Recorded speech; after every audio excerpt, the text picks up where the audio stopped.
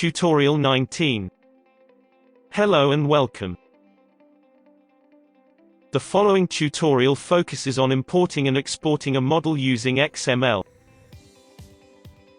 XML is a markup language, which enables the description of hierarchical data structures. It is commonly used to store complex data structures using text files. In the model's main screen, it is possible to export a model to an XML file and import an XML file that was created previously. This feature enables the detector to transport models from one system to another or to restore models from an older version.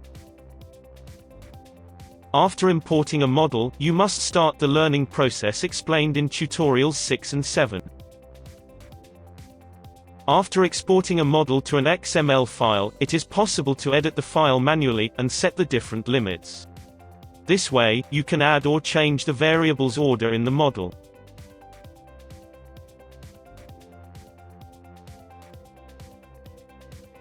When editing the file, you must preserve the XML file structure. If the new file doesn't match the required structure, the file won't load into the model. Note that the XML is not an encrypted data storage structure. All information stored in these files can be accessed by other users. Thank you. We hope you have found this tutorial helpful and clear.